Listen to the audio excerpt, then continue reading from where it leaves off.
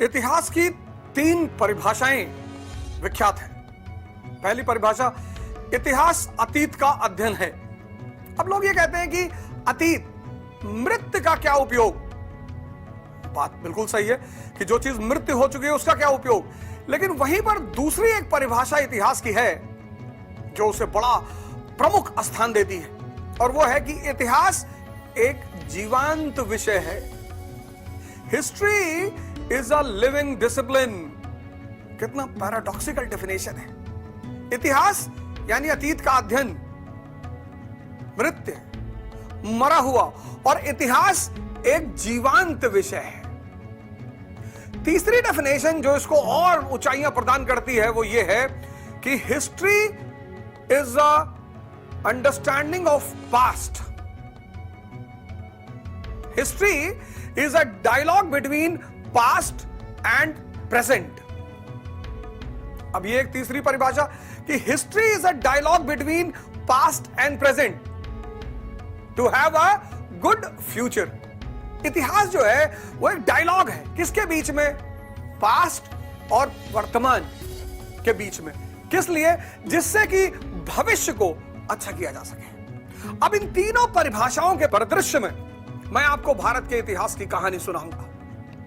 मैं आपको सोर्स भी बताऊंगा, मैं आपको किताबों के नाम भी बताऊंगा, मैं आपको एक बृहद पृष्ठभूमि दूंगा इतिहास की, एक ऐसी पृष्ठभूमि जिसे सुनकर आपको ऐसा लगेगा कि इस देश का इतिहास कितना विशाल है, इस देश की संस्कृति कितनी महान है, इस देश के योद्धाओं का कितना महत्वपूर्ण स्थान है, इस देश के संतों को क्यों जगत गुरु कहा गया। तो ये कार्यक्रम जो है वो सिर्फ हमारे समस्त देशवासियों के लिए ही नहीं बनाया गया है। इस कार्यक्रम का मुख्य उद्देश्य है कि जो हमारी युवा पीढ़ी है उसको इस देश की गरिमा का पता चल सके। तो सर्वप्रथम मैं इतिहास की उस कड़ी से आपको दर्शन कराऊंगा जिसको लेकर आज समाज में बड़ी शंका है, बड़ा विवाद है, बड़ा ऊहापोह है, और वो है हमारे प्राचीन भारत का इतिहास। प्राचीन भारत का इतिहास एक खजाने का इतिहास है, एक बृहद ज्ञान के भंडार का आकाश है, जहां आपको हड़प्पा सभ्यता के बारे में सूचना मिलेगी। जब अंग्रेज भारत आए और उन्होंने कहा कि we are on civilising mission, हम भारत को सभ्य बनाने आए हैं। भारत को सभ्य बनाने, भारत का मतलब ज्ञान। ये उनके शासक का एक आधार स्तंभ था कि हम भारत को सभ्य बनाने आए हैं। सभ्य, आप जिस देश में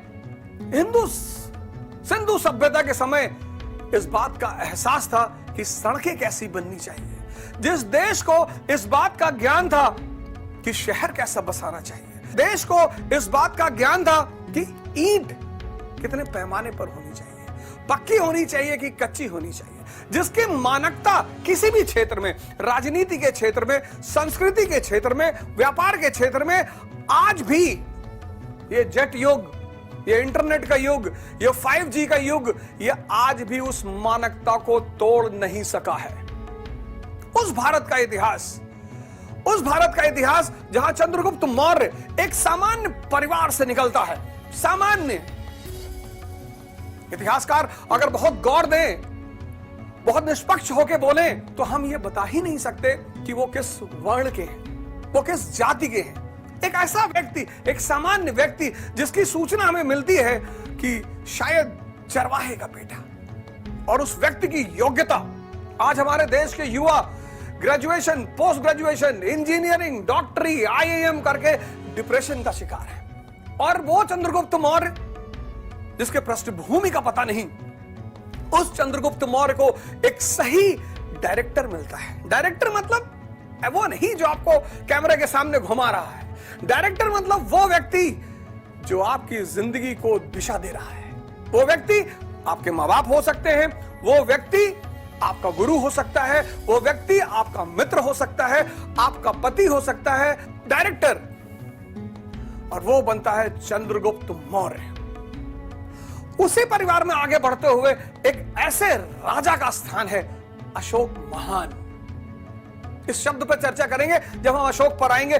महान, बड़ा प्यारा शब्द, अशोक महान। चंद्रगुप्त मौर्य और अशोक के साथ साथ भारत का इतिहास आपको बताएगा उस समृद्ध गरिमा के बारे में जिसमें हमारे बहुत सारे लोग शायद उस गरिमा से अनभिज्ञ